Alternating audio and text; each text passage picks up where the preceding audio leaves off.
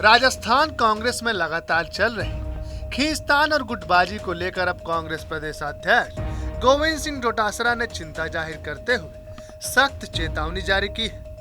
जयपुर में मीडिया को संबोधित करते हुए डोटासरा ने कहा कि आपस में एक दूसरे पर बयानबाजी करने वाले मंत्री अपना दायित्व याद रखें। इसके अलावा डोटासरा ने कहा कि पार्टी के पदाधिकारी, मंत्री, विधायकों को गुटबाजी से दूर रहना चाहिए।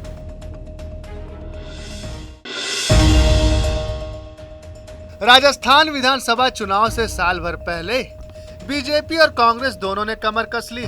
एक तरफ जहां कांग्रेस सरकार रिपीट करने की जनता से अपील कर रही है, वहीं बीजेपी की ओर से 4 साल के कामकाज का हिसाब मांगा जा रहा है। इसी बीच चुनाव से पहले दिसंबर महीना राजस्थान की राजनीति के लिए अहम साबित होगा, क्योंकि 3 दिसंबर को राहुल गांधी की भारत जोड़ो यात्रा राजस्थान पहुंचेगी। वहां बीजेपी भारत जोड़ो यात्रा का विरोध और कांग्रेस के खिलाफ माहौल बनाने में जुट गई है।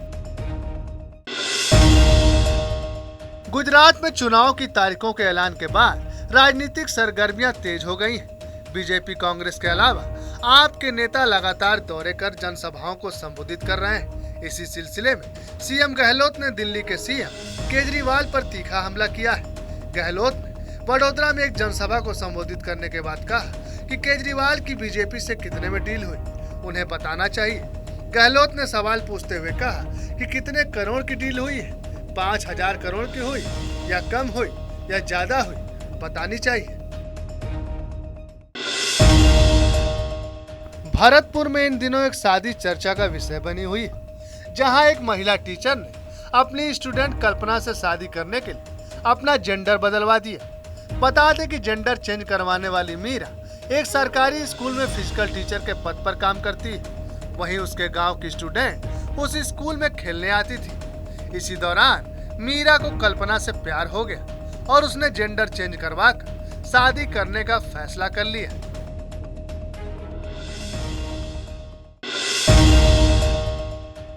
कोटा में 7 नवंबर की रात कुछ बदमाशों ने चाकू से कारोबारी के हाथ पैर पर ताबड़तोड़ हमला कर दिया और कारोबारी को मौके पर ही छोड़कर फरार हो गए।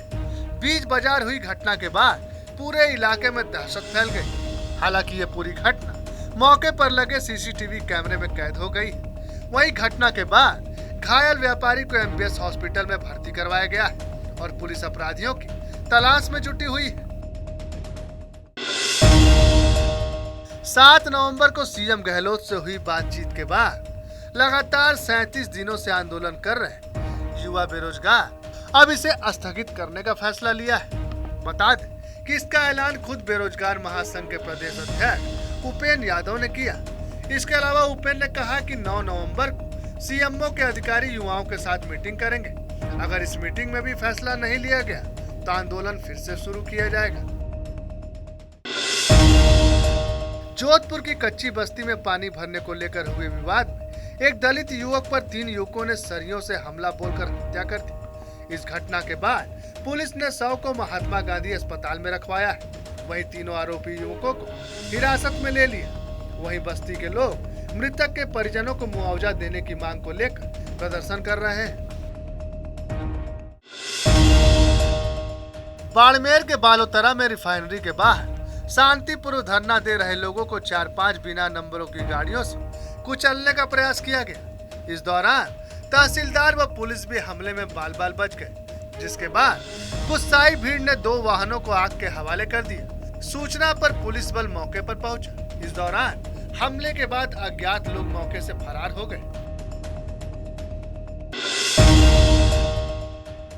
मास्टर ब्लास्टर सचिन तेंदुलकर अपनी पत्नी अंजलि तेंदुलकर के साथ आज जयपुर से सड़क मार्ग के रास्ते रणथंभौर पहुंचे। रणथंभौर पहुंचने पर सवाई माधोपुर के एसडीएम ने उनका जोरदार स्वागत किया। बता दें कि सचिन तेंदुलकर अपनी पत्नी अंजलि तेंदुलकर का 55वां जन्मदिन सेलिब्रेट करने के लिए रणथंभौर आए हैं।